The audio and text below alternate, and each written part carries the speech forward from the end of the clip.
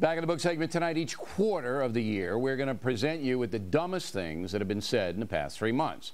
In the interest of humility, the segment will not include me. I know many of you are disappointed. So here now, the dumbest, most ridiculous statement so far in the year 2008. I live in Georgia, okay? I was asked to do a monologue called and I said, I don't think so. I got enough problems. Who's better at giving a monologue about a cunt than a cunt? I'd like to have lips like that. Then I wouldn't have worked on my personality, or my excuse me. I mean, Obama, ain't nothing bad about Obama in my eyes either, but I just think Hillary that would be my choice. Well, Mr. Senn, thank you for the ride. And I'm not sure America's ready to have a black president. Really? I think they might kill him. It will be 8 degrees hotter in 30 or 40 years, and basically none of the crops will grow. Most of the people will have died, and the rest of us will be cannibals. Civilization will have broken down.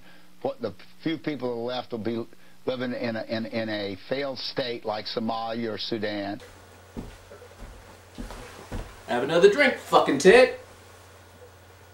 What's your take on 9/11? Do you question the official story? I certainly do, and I saw those towers fall, and I've seen an implosion in Las Vegas. There was too much similarities between the two, and then I saw the building fall that didn't get hit by nothing. So, you know, how naive are we? Pretty goddamn naive, you fucking pot-smoking dumbass. In New York City and Manhattan, 2 planes struck 2 buildings. We'll all be in agreement on that, I think. But how is it that a 3rd building fell 5 hours later? You know, what they call World Trade Center Building Number 7.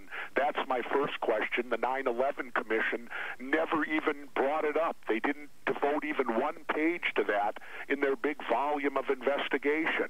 It does not make any sense. Never before in the annals of history has a fire caused a steel-structured building to fall to the ground. Ooh, yeah. Power of positive thinking, yeah!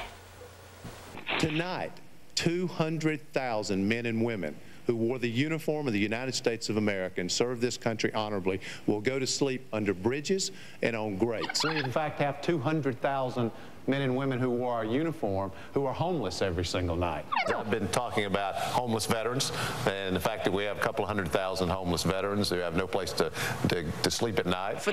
You rich fucking cocksucker. The first time in my adult life, I am proud of my country. Well, when you're mostly proud of yourself, it's a little hard to be proud of anything else. Because it feels like hope is finally making a comeback. God is hope.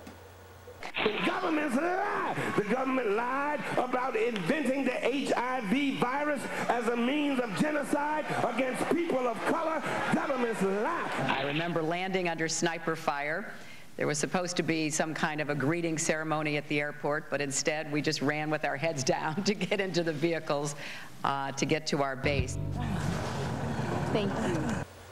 Okay, what's your definition of sniper fire? I think it's great. I think she's grown up in a political family. She's got politics in her blood. She loves her mom. She thinks she'd make a great president. But doesn't Michelle it seem Obama's like she's out there for her husband, so... But doesn't it seem like Chelsea's sort of being pimped out in some weird sort of way? This is the kind of speech I think first graders should see, people in the last year of college should see before they go out in the world. This should be, to me, an American track, something that you just check in with now and then, like reading Great Gatsby and Huckleberry Finn. Read this speech once in a while, ladies and gentlemen. This is us. It's us with the scab ripped off. You don't know shit. When I was in college, I studied sociology, and what we learned was that racism is an institutional thing. It's not like it's something that goes from the top down. In other words, it's not something. If somebody is, you can't be racist if you're in the oppressed minority. You don't know shit. Now on the pinhead front. The bankrupt Air America radio network is still heard in about 4 places, and one of its hosts is a woman named Randy Rhodes, a certifiable left-wing loon. Listen to this. What a Jonesy Porno is. She's such a